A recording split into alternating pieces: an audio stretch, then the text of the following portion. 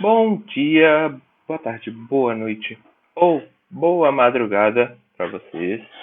Bom, vamos falar aqui sobre instrumentação industrial, dar o início do curso de instrumentação industrial. Bom, antes de falar sobre instrumentação, sobre como ela existe, como ela aparece nas indústrias, vamos falar, na verdade, fazer uma contextualização de como a gente tem essa indústria. Como assim? Bom, vamos falar sobre revoluções industriais. Revolução industrial é algo que a gente já comumente escuta em aulas de história, vê em noticiários, lê em alguns artigos. E qual que é a lógica dessa revolução? Por que a gente precisa estudar sobre revolução industrial? Muito simples. É verificando mais ou menos a história, a gente vê o que aconteceu, a evolução da automação ou da indústria, que a gente vai conseguir analisar onde a gente está chegando, para onde nós estamos indo, o que melhorou, o que piorou, o que a gente vai ter como modificação de tempos em tempos. Então, por exemplo, atualmente, eu não sei se vocês sabem, mas nós falamos que estamos entrando ou desenvolvendo, participando da denominada indústria 4.0, ou seja, a quarta revolução industrial. Bom, para exemplificar aqui, eu identifico as quatro revoluções industriais que a gente teve durante todo esse período da vida humana.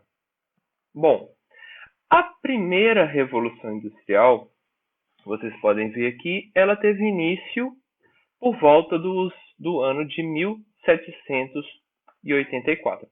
A segunda revolução industrial iniciou-se por volta de 1870. A terceira, ela deu início a partir de 1969 e a gente está começando a ter essa transição da terceira revolução industrial para a quarta revolução industrial. Nós estamos vivendo essas mudanças atualmente. Bom, mas vamos analisar um pouco melhor sobre cada uma dessas revoluções com um pouco mais de detalhe. A primeira revolução industrial, o principal ganho, a principal mudança da revolução é a lógica de sai ou finalizam processos manufaturados e a gente passa a utilizar processos industrializados. Como assim? Bom, para uma pessoa, por exemplo, construir uma cadeira, antes, no processo manufaturado, ele tinha que buscar a matéria-prima, montar toda a cadeira na mão, tá? A ideia de manufaturado é algo manual, então ele tinha que produzir essa cadeira na mão e aí vender para o cliente final. Quando a gente passa para uma indústria, a indústria vai ajudar ou auxiliar nessa nossa produção, dessa nossa cadeira. Então, obviamente, eu ainda preciso pegar a matéria-prima, só que aí, de repente, a indústria vai fazer aqueles trabalhos mais repetitivos, aqueles trabalhos mais chatos que a gente tinha que fazer. Bom, qual que é o ganho disso? Quais as mudanças nessa lógica? Bem, existe uma elevação da eficiência e da segurança. Como assim? Vamos lá. Eficiência significa que aquela mesma cadeira ela vai ser montada de forma muito parecida ou com menos diferenças entre uma e outra.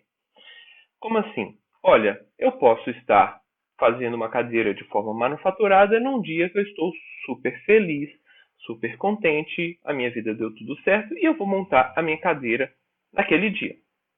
Em outro dia, eu briguei com todo mundo da minha família, estou estressado, está chovendo, enfim, a minha cadeira será de um outro formato.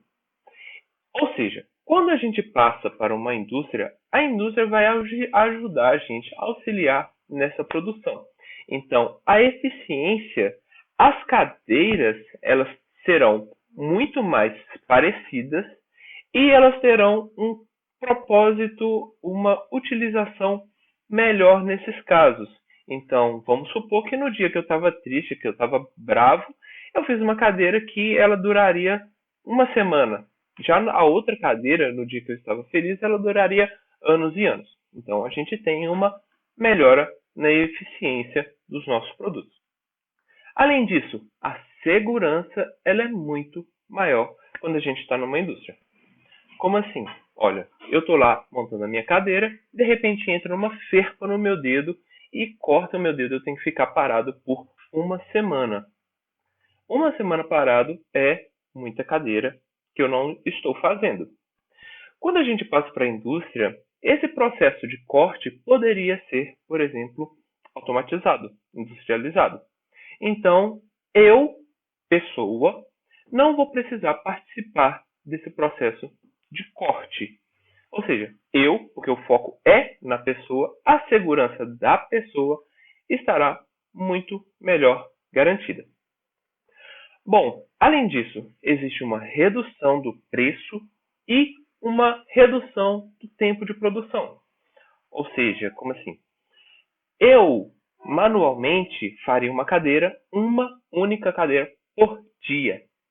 Já a indústria, como ela vai me ajudar, ela vai conseguir cortar 10 cadeiras ao mesmo tempo, serão então 10 cadeiras produzidas por dia, por exemplo. A gente tem uma redução do preço porque existem mais cadeiras sendo comercializadas. Se existem mais produtos, obviamente eles vão reduzir de preço. E, obviamente, o tempo é muito menor. Bom, só que a gente tem um detalhe aqui nesses casos. Eu que tive que ensinar para a pessoa que estava industrializando como fazer a cadeira. Só que eu tenho muito receio que essa pessoa roube os meus clientes, por exemplo. Então eu vou falar para ele: olha, a cadeira se faz assim, assim, assado, mas eu não vou falar aqueles detalhes mais importantes, aqueles pulos do gato. Ou seja, a pessoa ela vai ter que desenvolver essa cadeira, ele vai ter que adquirir o conhecimento de como fazer essa cadeira por si só. Seria mais ou menos como aquele bolo que a minha avó faz, que infelizmente ela faleceu e ninguém mais sabe fazer, porque ela não passou para ninguém essa informação. Então, se a comunicação é falha e essas informações, esses pulos do gato não estão anotados, a gente, com o tempo, acaba perdendo esses dados. E é mais ou menos isso que acontece quando a gente tem essa primeira revolução industrial. Nem tudo era anotado. A gente tem aquele receio, aquele pé atrás, aquele jeitinho mineiro, e eu não vou passar tudo para o próximo. Infelizmente, muito conhecimento provavelmente foi perdido nessa revolução. Só que aí veio a segunda revolução, que ela começou bem antes da Segunda Guerra e terminou ali por volta da Segunda Guerra. Ou seja, a gente teve duas guerras durante essa revolução industrial. Qual a diferença do mundo com essa revolução industrial? Olha, guerras, de modo geral, elas tendem a alavancar a tecnologia um pouco mais. Bom, não estou falando, obviamente, que guerras são boas. Obviamente que não. Como eu disse, o foco sempre tem que ser no humano. A gente tem que gerar a garantia de que a vida das pessoas estará salva. Bom, mas a tecnologia, ela, de certa forma, aproveita dessas guerras que aconteceram. Ou seja, na Segunda Guerra a gente teve dois processos, duas características muito curiosas. Uma delas era a era atômica, onde a gente passou a criar bombas nucleares, ou, na verdade, energia nuclear. E, além disso, a corrida espacial, onde a gente tinha que, obrigatoriamente, lançar uma pessoa para o espaço. Se a gente tem essas duas frentes que são muito avançadas e a gente precisa desenvolver isso, um país precisa mostrar para o outro que ele consegue fazer isso e o outro não consegue, a gente tem esse investimento um pouco maior nessa indústria, nessa tecnologia. Bom, o que acontece então nesses casos? Como a gente precisa armazenar informação, como a gente precisa ter mais pessoas trabalhando para melhorar, para evoluir mais rapidamente, então as nossas informações começam a ser anotadas, começam a ser armazenadas. E eu preciso falar para você o que eu estou fazendo, porque você vai me ajudar. Então, a comunicação começa a melhorar um pouco. E, então, os dados começam a ser anotados, começam a ser disponibilizados, obviamente, por um grupo pequeno, mas existe essa comunicação, existe esse armazenamento de informações. Bom, vamos pensar para nós humanos normais, como que a gente vê, como é que a gente sente essa indústria? Bom, existem dois fatos importantes na segunda revolução industrial. Primeiro delas é, como a gente consegue observar aqui, mulheres começam a participar das indústrias. Ou seja, como a grande maioria dos homens está em guerra, eles estão fora das indústrias, as indústrias continuam precisando de produzir armamento, produzir medicamentos e assim por diante. Se a gente não tem homens para trabalhar, então a gente precisa colocar mulheres, como é mostrado aqui, e crianças. Crianças também começam a participar dessa indústria. Bom, o que a gente vê, o que isso leva para o futuro? Esses daqui são chamados boomers ou baby boomers, uma geração de pessoas. Bem, aqui, digamos que a comunicação não é muito bem feita. Ou seja, se você por um acaso trabalha numa empresa onde o seu chefe, o seu coordenador, ele é um boomer, ele é um baby boomer, ele tende a te passar alguma informação, só que com um certo receio, porque é normal das pessoas, nesses casos, terem receios. Por quê? Você ainda pode roubar o meu emprego, por exemplo. Aquela lógica de, nossa, eu preciso de ter um emprego bom, preciso de ter uma casa boa, preciso de ter um relacionamento bom. Se eu tenho essas três coisas, minha vida está perfeita.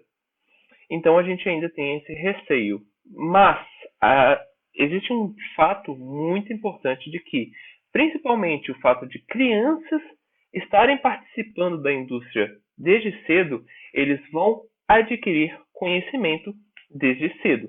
Ou seja, boomers e baby boomers, eles são, de certa forma, muito inteligentes. Eles carregam uma quantidade imensa de informação.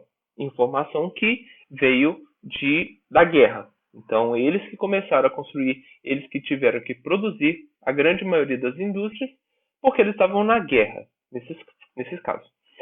Bom, e o que essa revolução nos trouxe?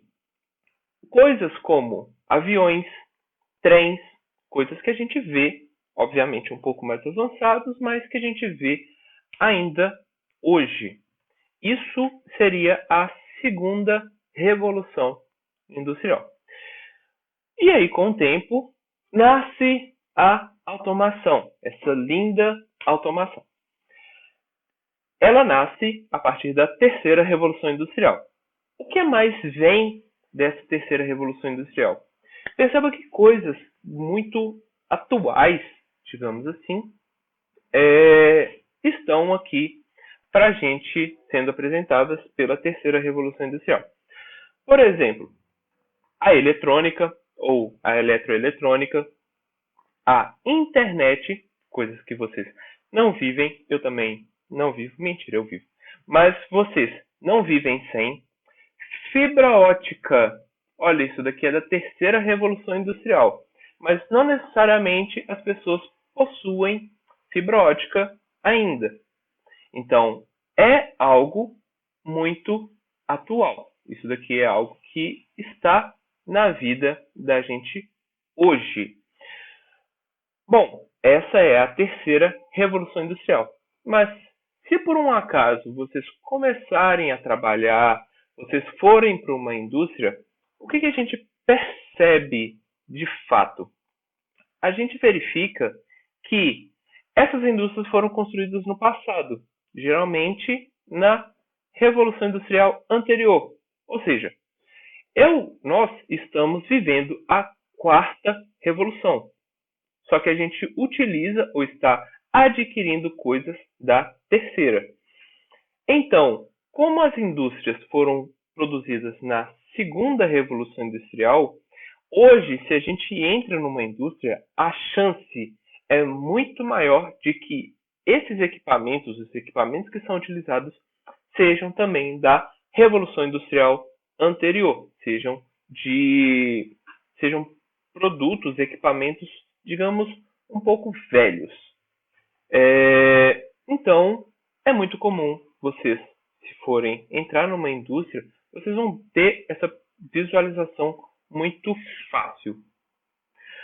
E aí, só para exemplificar isso, eu coloco aqui algumas indústrias que são famosas no Brasil, e eu falo para vocês qual que é o ano que ela foi construída e o ano que ela começou a operar. Então, por exemplo, a usina de Três Marias, ela é da segunda Revolução Industrial e ela começou a operar em 1962, ou seja, é bem velhinha. A usina hidrelétrica de Itaipu, ela foi construída em 82. 82 já é a terceira Revolução Industrial, só que é no início ali da terceira.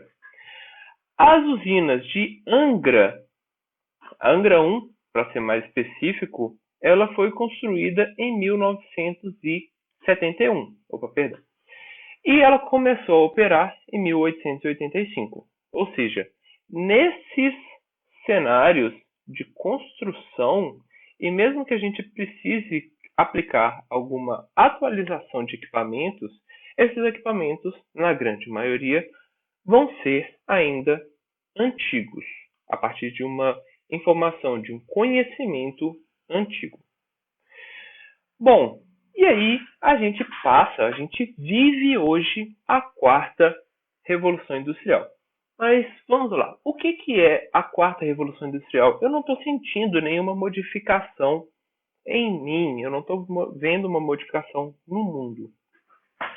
Bem, a quarta revolução industrial, ela tem como base dois pilares muito importantes. TA, tecnologia da automação, e TI, tecnologia da informação. Ou seja, onde que a gente vê essa revolução industrial? Se eu, por exemplo, tenho uma casa ou um apartamento onde eu estou andando na rua, de repente eu passo, verifico que um sensor liga a luz. Opa, existe uma automação nesse caso. Se essa luz que acendeu, ela gera um dado lá para um PLC, mesmo que curto, mesmo que pequeno, ou um microcontrolador que armazena essa informação, olha, informação, eu já estou começando a utilizar de TI. Onde mais a gente pode ver isso? Facebook, Twitter, YouTube. Olha, se eu te sugiro um produto, eu acho que você deveria comprar esse produto. Como que eu acho isso? Eu sei de várias coisas que você busca na internet, que você assiste, que você fala, e aí o fato de você me dar essas informações, eu consigo automaticamente analisar os seus gostos e te sugerir um produto que pode acontecer de você comprar esse produto. Se você compra, significa que eu estava certa, a minha análise estava correta. Bem, onde de fato existe essa quarta revolução industrial? Então, se vocês utilizam nuvem, como assim nuvem? Dropbox, iCloud e assim por diante, vocês já estão começando a acessar a quarta revolução industrial. Além disso, domótica, robótica, IoT, uma informação, um termo muito utilizado, que é denominado Internet das Coisas. Além disso, Big Data, Machine Learning, Cybersecurity, realidade aumentada, realidade virtual, tudo isso faz parte da nossa quarta revolução industrial. Algo que a gente está vivendo, a gente está vivenciando e sugiro vocês observar, pesquisar, estudar sobre alguns